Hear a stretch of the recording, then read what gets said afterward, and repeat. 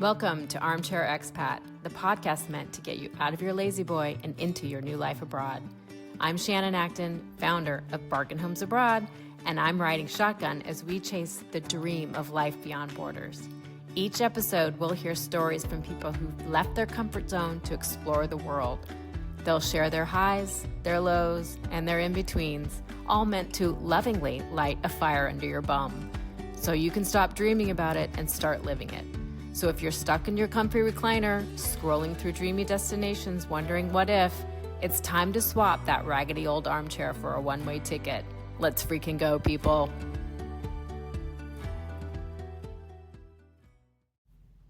Today on Armchair Expat, we're tackling one of the biggest questions I hear from aspiring expats, and that is, can I really afford to move abroad? And to help us sort fact from fiction, I'm joined by Alex Ingrim, financial advisor, expat, and CEO of Liberty Atlantic Advisors, a U.S. registered investment firm dedicated to helping Americans navigate life and wealth planning in Europe. Alex's own journey started as a 19-year-old exchange student in France, and what began as a study abroad adventure turned into nearly 2 decades of living across Canada, France, the UK, Malta, and now Florence, Italy, where he's raising his family. Along the way, he built a career specializing in the unique challenges Americans face overseas, from double taxation and retirement planning to navigating shifting visa and residency rules. In this episode, Alex shares what it really costs to live in countries like Italy, Spain, Portugal, and France, the biggest financial hurdles Americans don't see coming, and why planning before you move can make the difference between a stressful transition and a sustainable new life abroad. So, if you've ever wondered whether moving abroad is just a dream or actually a financial reality, this conversation is for you.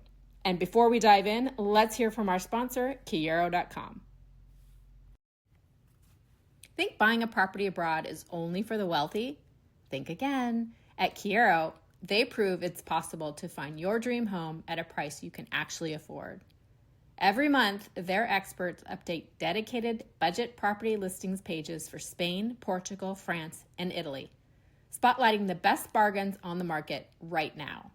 From rustic Italian farmhouses to charming Spanish cottages for less than the cost of a new car, these listings show you how realistic your move abroad can be. And with over 700,000 listings, plus expert advice on everything from choosing the right location to navigating visas, Kiero gives you the tools to plan with confidence. Sign up for free emails to get the freshest budget picks and insights delivered weekly.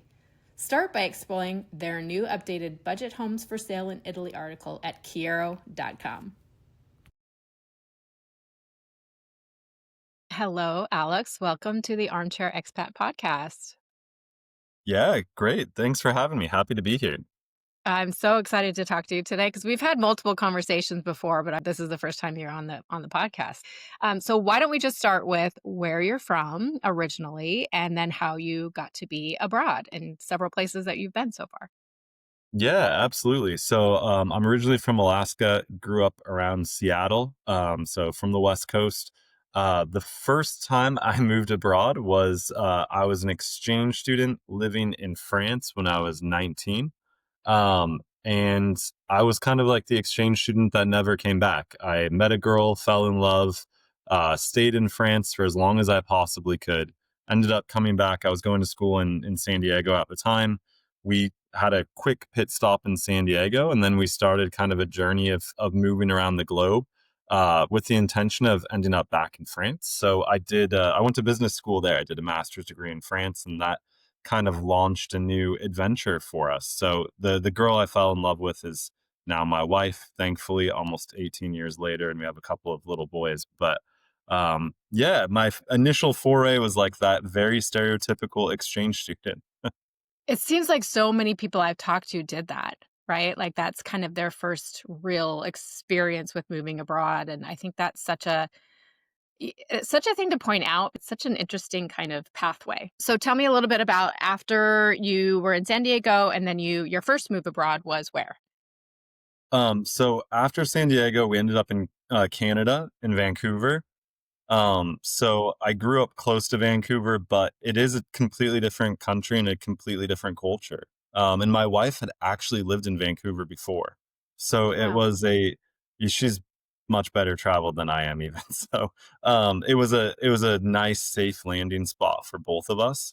And then we ended up going from Vancouver to France to Grenoble in the Alps. And eventually we both got jobs in London. So we started working in London, started a family in London. And then once we had our first son, London felt really untenable as a place to raise a family. So I looked for a job elsewhere in Europe, and we ended up in Malta. We ended up in probably 4 or 5 different countries over the space of probably 4 years, 5 years. So there was a lot of moving around in the early days of our relationship and a lot of adjusting to different cultures, some that she's more comfortable with, some that I was more comfortable with. So it was really an interesting time. And now you're in Italy and you've been there how long now? Yeah, so after Malta, we moved to Italy. We thought it was probably a really good kind of place to raise our kids. We have 2 kids. After we had the second one, we thought, all right, where do we actually want them to grow up? So we ended up in Florence. My wife's half Italian, so she had a lot of familiarity with Italian culture and the cuisine. And so we've been in Florence for 7 years now. Okay. And so how has that shaped your career path as far as what you do now? Let's talk a little bit about that. Yeah, so I mean, it's interesting because I'm an American that's never worked in the US for all intents and purposes. So it's shaped my philosophy on work quite a bit, being around several non-Americans. I've had to adjust to working life and working schedule and working calendar in a European context, which is more time off, more time for family, different structure of your day, really.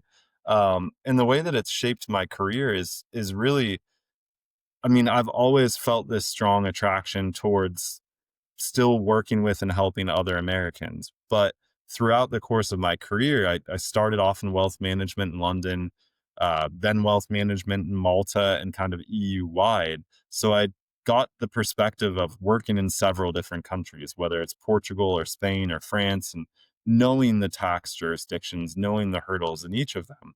But then no one wanted to deal with Americans and no Mm. one wanted to deal with us. So a lot of the work that I did day to day wasn't solving problems that I faced every day.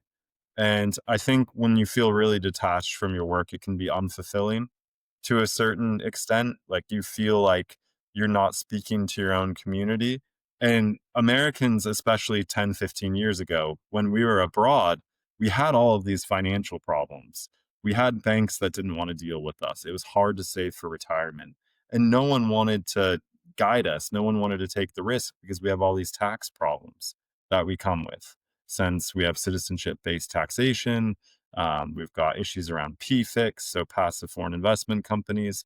So, as you get older, as I got older, seeing all these problems stack up, you naturally just kind of want to solve them when it's your industry, when you know the rules, when you know the community and you know the problems they're facing. So I think I had a really, I don't want to say unique, but fortunate perspective in being able to see how things are done in Europe at a European level and just knowing that they never fit me. Like knowing that European wealth planning principles or retirement planning principles weren't going to work for me or people like me.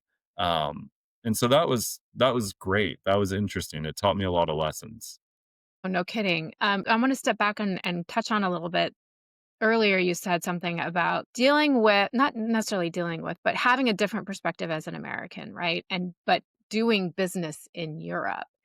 Yeah. How have you found that balance? Because really, there's more time off, there's more time with family, there's different unsaid rules around communication when you're away from the office, in the office. But you're also dealing with Americans who have a completely different culture. So Yeah. how have you found balance in that and who you serve versus how you live your life? Yeah, I think it's a really interesting question because it's something that I don't think you ever find the answer. There's no finality to it, right? You're always trying to find the balance. So you have a client base that is used to really high standards of customer service that wants a response within 24 to 48 hours, as they should expect. And you've got a professional services culture, say in Italy, where it's completely acceptable not to respond to an email for a week, sometimes a month. Um, so trying to like embed the American customer service mentality into our firm has been I think that's been actually easy. People get that. Like naturally as people, we understand that we want answers and we should give them quickly and people are going to respond if we're responsive. I think the harder thing is when you organize and structure a business. If you're an entrepreneur and you want to work in Europe, it's understanding how to motivate people from different cultures, right? Hmm. Okay. So what do people need? What are people in Europe looking for? What are Europeans used to? And from my perspective, a lot of it is they want security, they want control, they want time. And by control, I mean when they take their time off, but also over their career prospects, because that's something that I've noticed I struggled with myself. I felt when I worked at big European companies that I never had any path forward. I never had any clarity. It was, I need to get old. That's the only answer. I'll get respect when I'm, 45, 50, when I'm mid career at my peak. And I've just got to wait until that happens. And that's really unsatisfactory if you have any kind of drive. So what we try and do is balance the ability to move forward in your career, which means you can move forward in your life, with giving people the time off and I think the space that they expect. And so I think it's really helpful that my wife isn't American because she can always bring me back when I'm being a little too American or a little bit too assertive. She can tell me like, what are you thinking? What are you expecting in this circumstance? Well, tell us exactly like who you serve and what you do today and how it's different than from how you started. Yeah. So uh Liberty Atlantic Advisors. So I'm the CEO of Liberty Atlantic. We're a US registered investment advisor. So we're a wealth management company that specializes in helping Americans who are moving to or living in Portugal, Spain, France, and Italy. And so what we work on is building a financial plan with our clients and managing their investments in the context of having not only US tax residency and having to play by the US tax rules, but by their new country of residence, whether that's Portugal or Italy or any other. So typically, when you're a resident of, say, Portugal and you're a US citizen, you have to play by both sets of rules. You have to acknowledge both tax codes. And that has kind of a cascading effect through your financial life. You need to always be on the lookout for both. So US wealth planning principles don't work in Portugal and vice versa. So that's what we do is we help our clients with kind of a continuous strategy for managing their wealth when they live in Europe. Okay. Can we take one step back, just kind of like a 101 taxation of Americans for dummies kind of thing? So, can you explain? And it's different from the rest of the world. And I don't think a lot of Americans are aware of that just because we're so used to the way we are. And we're one of the only countries that do this. But can you talk a little bit about taxation by citizenship versus taxation by residency? Yeah, absolutely. So, citizenship based taxation means that you have a liability to file your US taxes if you are a US citizen or green card holder, regardless of where you live in the world. So, whether you live in Hawaii or New Zealand, you still have to file a US tax return if you're a US citizen and you or green card holder and you meet the filing threshold. Now, residency based taxation is very different. So, let's say, for example, you're an Italian citizen. If you're an Italian citizen living in Spain and you're not a resident of Italy, so you're not listed anywhere as a resident in any Italian town or commune, then you don't have an Italian tax liability. But you have a Spanish tax liability because you meet the requirements of being a Spanish tax resident. So it's really based on where you spend your time and where you live in a residency based taxation system. And so what we get caught out in is that we Americans abroad are often a part of two different systems. We have citizenship based taxation that doesn't end when you move abroad, and you acquire a residency based taxation if you live in these various European countries. Okay. And that raises the thing like, "Oh my god, am I being double taxed?" So can you walk us through what Exactly. treaties that exist and how that works? Yeah. So the US acknowledges this burden of having citizenship based taxation. And it can be alleviated in a number of ways. The first and kind of easiest tool is the double taxation agreement. So the US has double taxation agreements with most major European countries. So all the ones we talked about, there's an income tax double taxation agreement. And so what it means is that if you move to Italy, for example, then there's a treaty that outlines which country you need to pay your taxes to on various different income streams. So if you have income from Social Security, you need to pay Italy at Italian tax rates based on your Social Security income. So that's just one example. Mhm. Whereas, the treaties can be really different. If you move to France and you're a tax resident of France and you have social security income, you actually need to pay the US at US tax rates. So it's really important to not make assumptions, to acknowledge that all the treaties are different. But what happens when you pay Italy, for example, is that you would use what you've paid Italy to offset your US taxes, right? You'd get what's called a tax credit where you could offset your US tax liability. So more often than not, you're not paying taxes twice. It's kind of an almost never situation that you're paying taxes twice. There's a few Mhm. places where it's possible. But that's not the worry. The worry is actually understanding which country you owe your tax liability to. Yeah, and then even though you may not be paying taxes in both countries, you're still filing in both countries. Exactly. I know every country is gonna be different, and what are the biggest hurdles Americans run into when they're thinking about moving abroad? Yeah.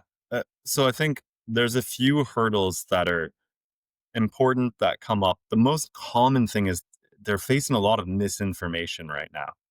I think that's probably the biggest problem that people are they're trying to filter through so many sources of information. And because this is becoming a more prevalent topic and you're seeing news articles Mhm. about it and you're hearing everyone's opinion, it's really important just to understand most of those are opinions. They're not factual. So it's important to weed through that. And then I think probably the biggest hurdles people are facing is just finding the right immigration pathway for the country that they want to move to. Mm, Um, and I think that's been really key lately is we hear from a lot of people that they're in two minds about which Spanish visa they're going to get, which French visa they're going to get. And a lot of it's because they don't feel like they're in a place right now to pursue a visa where they can't work, right? So people might not be ready to retire. They want to wind down and keep working. And sometimes that's just not possible given your situation. So I think there's a lot of misinformation and then there's a lot of confusion around which visa is applicable to you, given whichever country that you want to pursue. yeah, I would imagine a lot of people are using either ChatGPT or Google to get their information. That's not always the best strategy. I mean, it's a good place to start, but then it's really you need to consult a professional to get that actual advice, right? For sure. And it's changing constantly. What are the major changes that have been happening recently? So I think that there are changes, like really broad based changes that have happened over the course of probably, I'd say, the last year in the immigration and tax space. And then there are really low level changes where you would never hear about them unless you were really weeding through a Facebook forum or talking to an immigration lawyer. Mm, So some of like the really big changes are just Portugal is changing its nationality law, right? They've gotten rid of a lot of the different pathways to the golden visa. extending the time that it takes to become naturalized as a Portuguese citizen. Um, so that has frustrated many people that are feeling like they're left in limbo about where they're at, either with their Portuguese Golden Visa application, with their D7 application, or that are already in Portugal and are unsure if the changes are going to be applied retroactively. So I think there's been a lot of confusion about that this summer. That's kind of like a really big picture example. France is also, talking about not really applying the naturalization rules to people that are retirees that didn't contribute economically to France or don't have their center of economic interest there. So there's been a lot of chatter about naturalization. Mm, There's this feeling amongst, I think, American expats that citizenship is really important. They really want to be naturalized. I don't have any other passport. I'm just American, even after all of these years. So it's never affected my day to day life, to be completely honest. The only thing I can't do is vote, and Italy changes government like every couple years. So it's it's kind of ineffectual sometimes. But the smaller changes and some of the really important things are like how each consulate views your visa application and the consistency with which that can be applied, right? And I think you've seen in Italy there are differences between the different consulates, whether it's LA or Houston or DC. There's big differences, and then obviously like Italy changed its naturalization laws, and they're trying to recenter everything towards Italy so that things are being processed in Italy. And I think that was also a really seismic change. Was just like, you mean I can't go back to my great, great, great, great, great grandfather and get Italian citizenship? And from my perspective, like the worry was that, and it was very clear and obvious if you live here, there could have been more Italians abroad than in Italy. And they can vote and they can mhm. take part in things like they've never set foot in Italy and they can vote on things that impact us here. And that was just strange the way that the naturalization law was set up. Yeah, yeah, I got that taken away from me from I have a great grandfather, and that disappeared overnight. Yeah. Can we talk a little bit about the affordability of moving abroad? And as people are thinking about, oh, I can't afford it, the taxes are so high, and blah blah blah blah. Can you speak a little bit to that? Because I'm sure you have Americans coming to you and say, I don't even know where to start. So let's talk that through Yeah. that a little bit. Yeah. So, yes, the taxes can be high. I think that's the first thing to put out there is that's usually a pretty accurate assessment. So start with that, but work backwards, right? Work backwards from there. So what do you think that you need to live in cities that you've highlighted? Do research. This is the kind of advice, like just anecdotal advice that we give people because Europe is affordable. We see people all the time that are living on three, four, $5,000 a month in Spain, Portugal, France, Italy. It's possible in all four of those countries to live on $3,000 to $5,000 a month. It might not be the same lifestyle you have in the US. Um, we see clients that live in Paris on $7,000 to $8,000 a month easily. Multiple clients do that Hmm. within our firm. So that, I haven't lived in the US in a long time, but our clients from LA tell us there's no way they could have retired in LA on $8,000 a month. So, it is much more affordable oftentimes to rent in Europe or buy a house or go grocery shopping. That I think is indisputable. But it's also a little bit down to your lifestyle. And it's also down to Europe's becoming more unaffordable because the same cities are attracting the same types of people from my perspective. So I had probably like 35 meetings in a row with people moving to Valencia in July and August. I mean, I Wow. didn't talk to anyone that wasn't moving to Valencia. So that clearly, that's a small sample and there's a reason that that was the case. I know what the reason is, but at the same point in time, I used to talk to like 5 people a year moving to Valencia, and that was when it was still really popular. So if everybody's moving to Valencia, then Valencia becomes unaffordable, right? Like look for, I don't know, look for a different place in Valencia or Alicante. Y- uh, There's other options available, and those are going to be affordable. We see a lot more people moving to Galicia actually now because of weather, believe it or not. Yeah. Yeah. They prefer the Cooler. weather. Yeah. So I think it's when it becomes unaffordable, it's often because you're trying to move to Barcelona. You're trying to move to Paris or to Lisbon. Um, it's hard, in Italy, it would only really be Milan, to be honest. That's like ridiculous. But you know, there's a people aren't quite always doing the breadth of research they should on this subject because everybody loves Valencia. It's like I think we take this like kind of blank slate view where yes, everyone, I mean, if you polled everybody in the western half of the US, most of them would move to Newport Beach if it costs nothing. Right. Like it's a beautiful place with a lot to offer. That's the same thing with, like, Valencia and Barcelona and Lisbon. Yeah, everybody would move there if it costs nothing. So, we need to kind of take that perspective on board as Americans moving abroad. You can't have your cake and eat it too sometimes. Yeah. Yeah, definitely.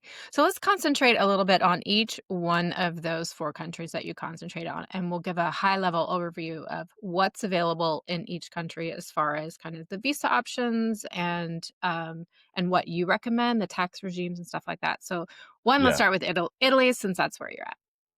Yeah, so Italy, I think the broad overview of Italy is that it's not the easiest place to immigrate to. And I think that's the first starting point. There are a lot of pathways now. You've got digital nomad visa, you've got your elective residency visa. The income thresholds are higher than some of the other countries. And I think sometimes that's why you don't hear about as much of an affordability crisis in Italy, is not everyone is rushing through the doors. The volume feels subdued here compared to other places. It feels consistent but subdued. In Italy, the really interesting thing that we think about from a financial planning and tax perspective is that there are multiple different tax regimes. So you have the impatriati, which is for working people, where there's a 50% tax deduction for the first 5 years if you meet the criteria. You've got the 7% flat tax for foreign pensioners if you live in the southern part of the country and a commune of less than 20,000 people. You also have domestic tax regimes, which are not for foreign people moving into the country or newcomers to the country, but they're just normal domestic tax regimes. So you've got something called a partita IVA, the forfettario regime, which is for someone who's like a self-employed contractor or a small business owner, and that's a 15% flat tax for people that earn up to 85,000 a year, and you have to be actively working to get that tax treatment, but we say in Italy that there are lots of different answers to tax questions. And that's one of the keys of planning for Italy is that if you've got a problem, a perceived problem, and you know about it ahead of time, then there are ways to solve that problem. And there are usually multiple ways to solve the same problem. So, from our perspective, when you're planning, that's incredibly useful. You have a toolkit available to you, right? Whereas some of the other countries don't. You just kind of get handed a tax bill, and that is what it is. So, I think from the Italian perspective, there's a lot that you can do before a move. It's really crucial to plan before you move to Italy. You can't necessarily just show up there. You can't in any of the countries, but in Italy, it's more impactful. Italy, Spain, and Portugal for sure. And I think in Italy, we say it's a great place to work. Like there's numerous different tax regimes for people that are working. There's different types of tax treatment. Like, for example, a self-employed American could continue to contribute to US Social Security, which that can be really impactful on your overall retirement planning as well. So you kind of get the picture that, okay, you might have problems in Italy, but there's also solutions, if that makes sense. Yeah, makes total sense. And like, how far in advance should people be thinking in general when they want to move? Usually For all the countries, we say 18 months before, so 2 tax years before you move.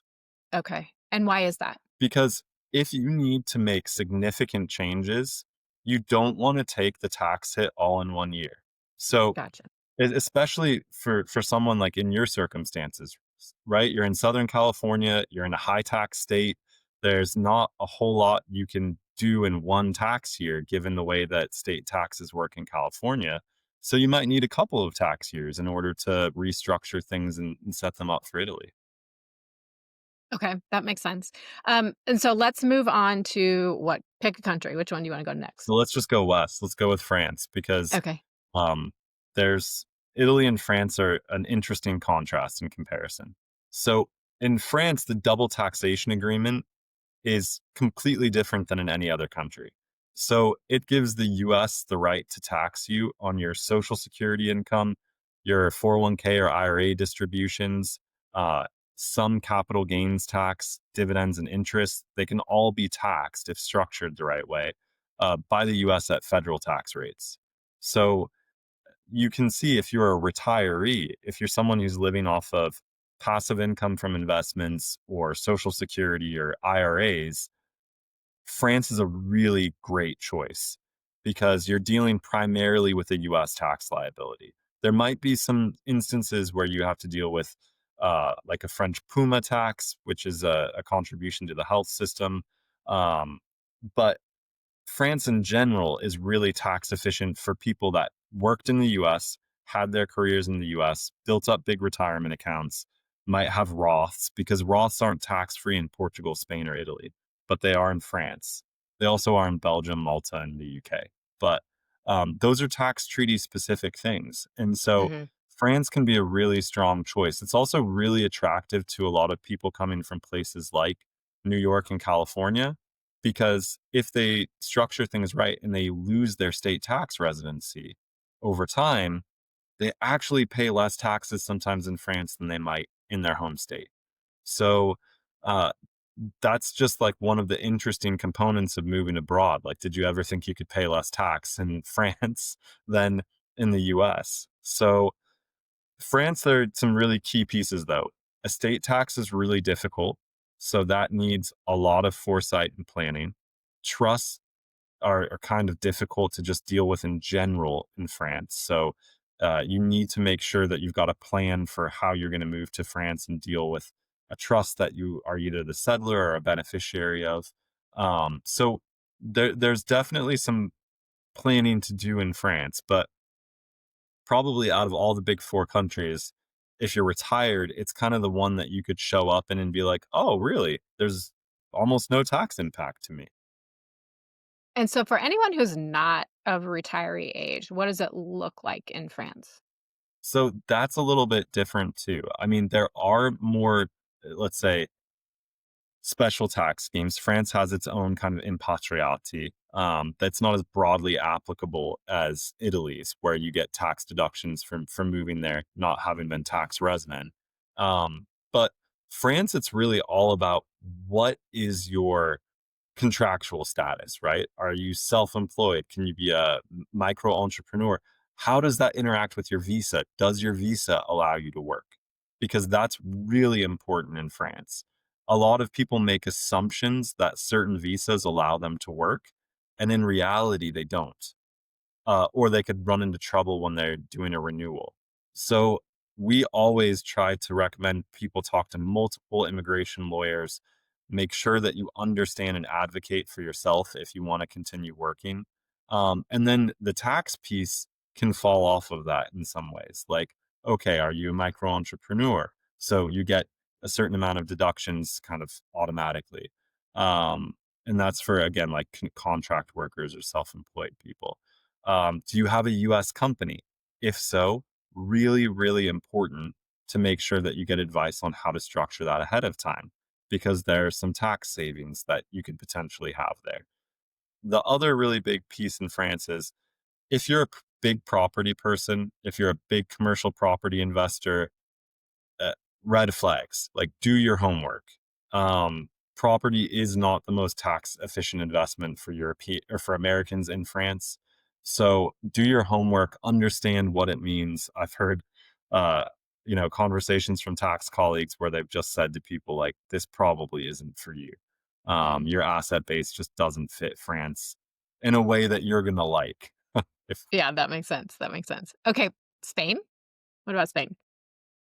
Okay, so Spain is the hardest one, on so many levels. So, I know Spain's really popular, but I always and I'm probably like, I probably have a pretty bad reputation with people moving to Spain just for being the person that's willing to tell them bad news, right?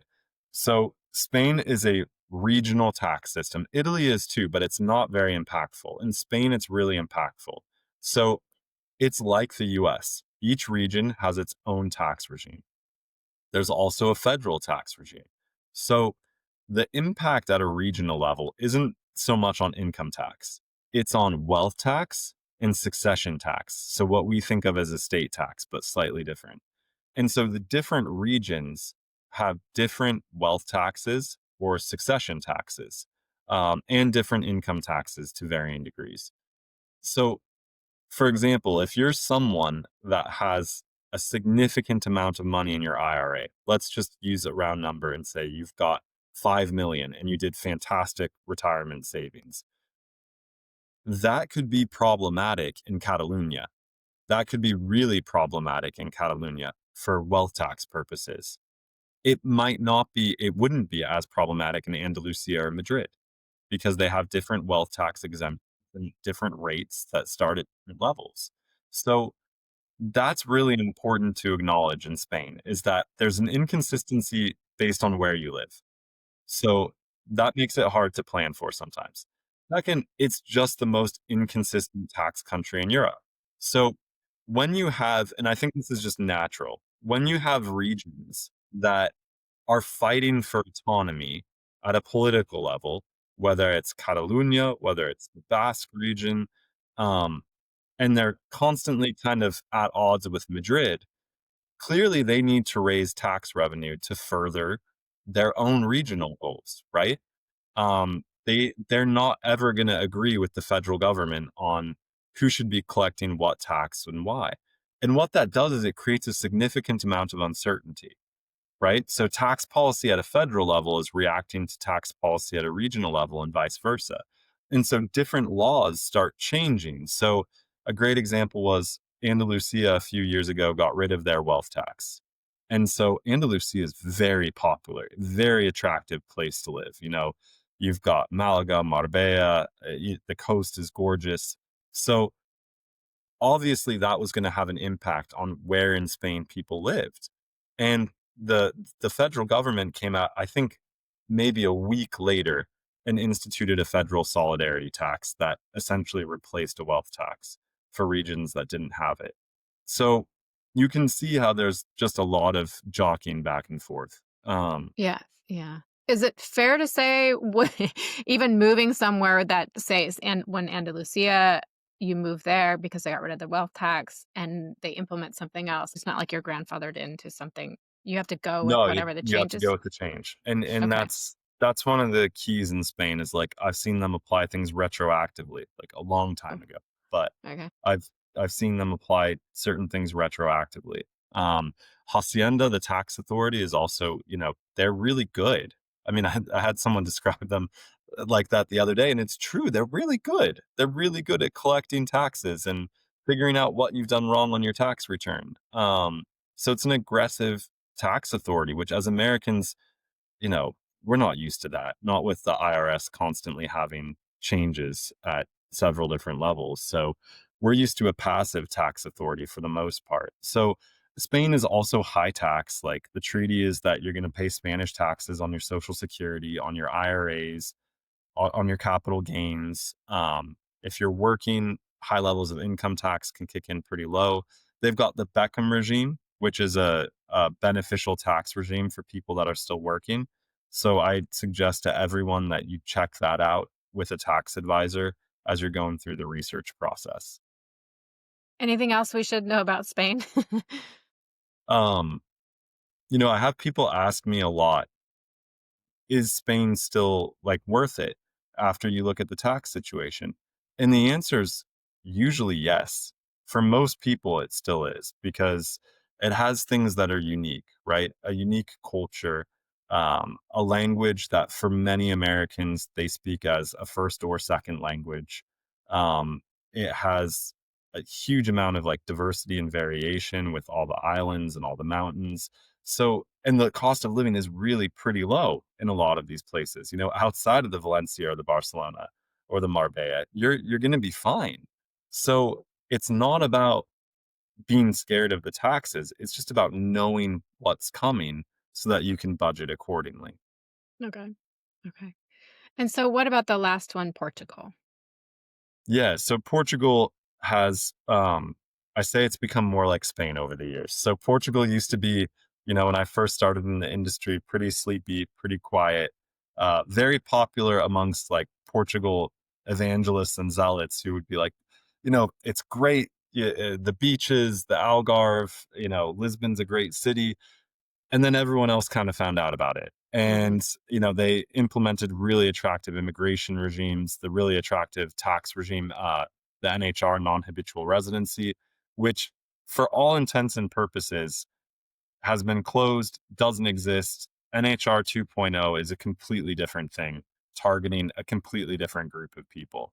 So, what most Americans are left with now is just a normal Portuguese tax regime. And the normal Portuguese tax regime, again, the treaty is a lot like Spain and Italy. You get taxed in Portugal on most of your income streams, on your IRA distributions. A Roth isn't tax free. Capital gains tax, you pay Portugal. Um, and so there's been a lot of upheaval lately with the end of NHR. A lot of people moved hoping that they would get it, hoping that they'd get in under the deadline. The beauty of NHR was that a lot of your foreign assets weren't going to be taxed, like dividends and interest from foreign holdings wouldn't be taxed. Pensions would get taxed at a flat 10%. If you moved a long time ago, it was 0%, actually. Um, and now, like, all those advantages for people that are retired or have big overseas holdings, or there's a 20% flat tax for a lot of people working, a lot of those advantages have gone away, and you're looking at, you know, effective tax rates in the 30s, 40s. You've got social charges that are 25% on top of your income taxes in a lot of instances.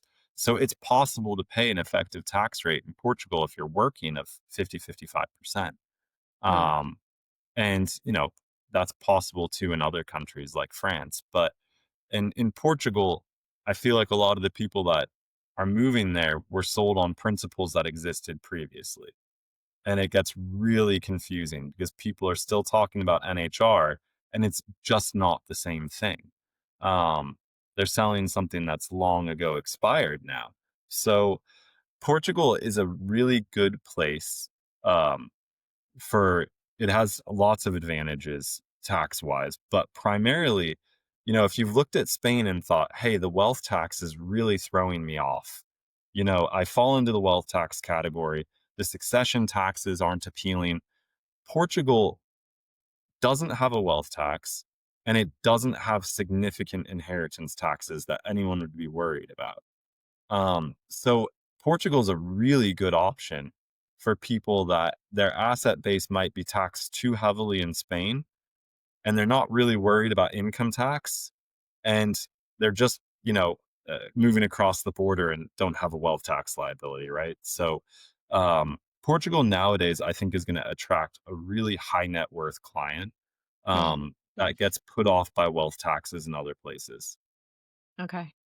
So what would you say out of all those 4 countries, like, what are the advantages and disadvantages, and what are your kind of your favorites, what you'd steer people towards? I know it's gonna depend on their lifestyle and their obviously, their wealth, you know, their assets and stuff like that, but in general, how do you typically steer people?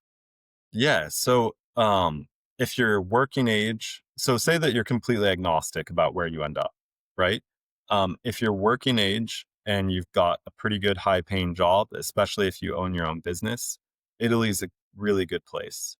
Um, Again, all those solutions to tax problems make it a lot easier to work there, for plenty of people.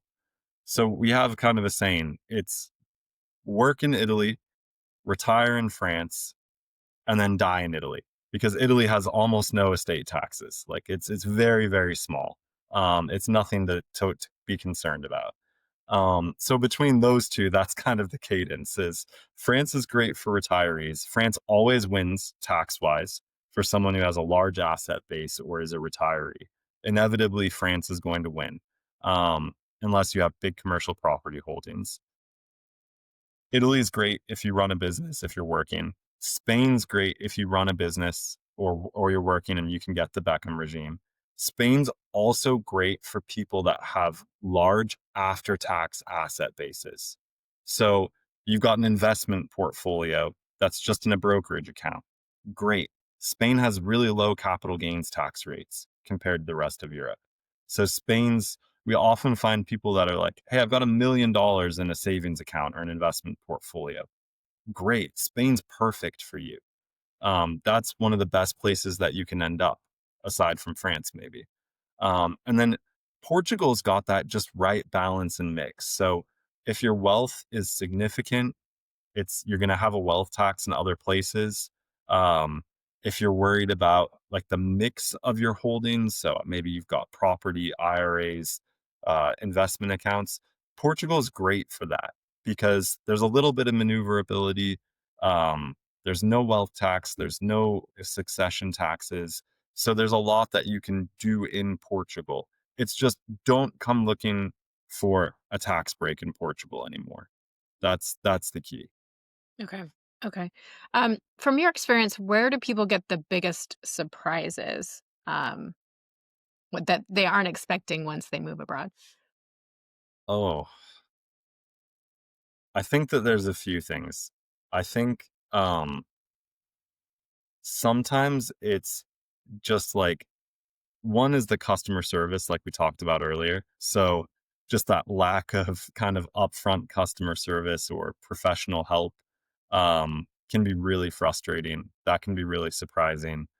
I think there's often a big mismatch in expectations around uh, what idyllic countryside life might look like in Italy, France, or any of these countries. Countryside life in the US is almost the same as countryside life in Italy. If you live on a farm in the US and you live on a farm in Italy, there's going to be a lot of similarities, just an absolute ton. All the same problems like isolation or logistics, or maybe you don't like your neighbors and you only have two of them that you live near. Yeah, like those things are going to be the same. And I think people don't expect that. They expect if they move to a big city, it's going to be different because it's a European big city. But it still has the same problems. It's still noisy, it can be dirty. Um, it's still a pain sometimes, So I always tell people like follow your hobbies, right? The hobbies that you have at home aren't going to change when you move abroad. If you love golf, don't be surprised that there's no golf in Italy. There is, but it's not convenient and it's pretty expensive most of the time. Go to Spain, go to Portugal. There's tons of great golf courses. So it's those things where there's just a mismatch in expectations and people are really surprised. It's so funny. It's like a very romantic vision of my life is going to completely change. Like I do. I watch these, all these, romantic escape to the country shows. I'm like, oh, it'd be great. But, I've never reared livestock. I've never had chickens. Like, I'm not going to do that in my retirement age. Let's get real. Yeah, exactly. It's funny. Um, what would you say the number one thing is that people should do when they're planning a move abroad before even, kind of going into it? What is the number one thing that you see that they should do? I always say make sure you can legally live in the country you want to live in. If you think that you're going to move to Italy and you don't meet any of the immigration requirements, then you need to either shelve the idea or find a new country. That that makes sense. Um, if you're talking to someone who's kind of still dreaming about it and on the fence, what financial indicator signal that they should make the move? Usually, when there's going to be low impact, right? So, what I mean by low impact is, let's say this is kind of a classic example. You're spending 10 grand a month in Denver on your lifestyle. And you say, I think I have the wherewithal to move to Paris and spend 10 grand a month in Paris. And we look at your situation and we say, yeah, it's likely that you do. And we know the tax impact's going to be low because it's France. Then people should feel empowered to make that move, right? Because the 10 grand a month in France and even in Paris is going to be life changing. You're going to have a completely different lifestyle. So that's like the financial indicator. But there's more emotional indicators like, hey, I'm I feel like I'm treading water, or we've worked our whole life for something and we're at a point where there's a disconnect, right? Like we need a change. We've worked really hard to get our asset base. Might just be equity in a home, but you've worked really hard to build that up. And you feel like you're unable to retire or unable to be the best version of yourself. And I think that's really what it is people are moving to Europe. They're not trying to save money. They're not trying to have this glamorous lifestyle they could never have. They're just trying to be the best versions of themselves and who they always wanted to be, that they got too busy to explore and find in their 30s, 40s, and 50s. So I think that's really the key indicator is you can usually figure out how to make it move financially if you do enough research. But it's really finding where you can be who you want to become or who you're trying to be. And that's just as important because I use Paris as an example because people dream of it all the time. And they tell us this, like, I've dreamt of Paris, but I don't think I could ever live there. I live in Salt Lake City or Denver or Dallas, like not New York or LA. I don't think I could do that. And honestly, it's amazing how many of our clients have made that move successful and they've lived their dream. And they're like, they're just so happy because that's now they found the answer to what they were working for, if that makes sense. Hmm. Yeah, that makes total sense. Have you seen an uptick in interest in moving abroad recently? And if you have, like, well, I mean, that's a stupid question, Yeah. but um, I know you have. But what are the kind of the biggest things people are coming to you for, and the questions that they're asking? So, yeah, we've seen a pretty serious uptick in every metric. I would say actually people are coming to us for really basic answers to basic questions that feel complicated. So, Mm. like, can I open a bank account? Can I wire money from the US to Europe? Can I get my social security paid into a European bank account? Things that are logistics. That's what people are really looking for guidance on right now is they're so busy with everything else, with the visa, with, moving their furniture or how they get their dog over. That's like the classic one. Um, but they're really like, oh, this banking thing, what do I do with that? So, that's not our area of expertise, but I'm happy to help answer questions about it. Okay. Do you mind answering those questions just so we can kind of get the basis? If you're getting a lot of those questions, Yeah, I mean, let's address them. So yeah, you can open a bank account. Absolutely. Some countries have restrictions on resident versus non-resident, and that's really key is understanding what the restrictions are. Um, but yeah, you can always open a bank account. As an American, you need to fill in a W-9 that says that you're a US taxpayer. The bank usually needs to report your account to the IRS. So that's just something to be aware of. And the reason I'm always happy to answer these questions is I've had nightmares. I've had like a 6-month account opening process that was just so painful, right? And so I'm trying to answer those questions so that people understand that it's possible. You need to advocate for yourself. You can wire money from your US bank account to your European one. You might not want to do it. You might not want to take the bank's exchange rate. That's a big issue. You might want to use a foreign exchange company. Um, so there's a lot of different pieces of that are important to understand, but they're not real hurdles after you set up the bank account or after you set up the wire. Let's circle back to your life abroad and how it has shaped you as a person, as a dad, as a husband. Like, I know you spent very early years of your life and your career in the United States, but not much. But Yeah. how has your life changed living so long abroad? Yeah, I mean, I think there's certainly, you know, everything they say about reverse culture shock is true. I think that's really important for people to understand as they get further in the expat journey. That is, it's almost been 20 years for me. I'm about 1 year away from having spent more time outside of the Mm. US than in the US. My wife has with her home country as well. She spent more time outside. There's a big disconnect. So I think identity becomes a really important piece of that, and having to learn how to reconstruct your identity as who you are and deconstruct the American identity that you're fed, which is, in some ways very different than every other nationality. But I think also the way that it's affected me is I've been able to find a lot of joy in the basic things that I loved naturally as a person. So whether that's sports or exercising with my children or doing activities with my wife that we both love, like traveling, um, you know, I've reconstructed who I am based on the things that I love and make me the person that I am rather than principles that were taught to me, I guess, as a child or someone in university. I went to university mostly abroad. Um, and it's definitely made me more open-minded. It's made me way more patient.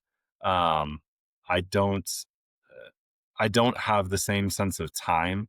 I think that's probably happens to a lot of people. I'm not in a rush to do a whole lot anymore, and I have a very long-term time horizon, whereas I think in the US, we get caught up in what's happening every moment of every day.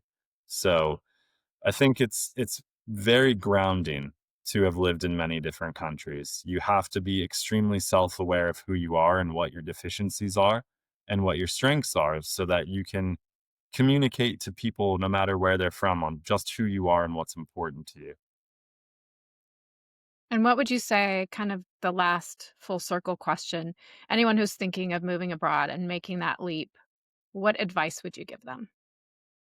Give yourself 2 years in your new country. My wife and I came up with this together.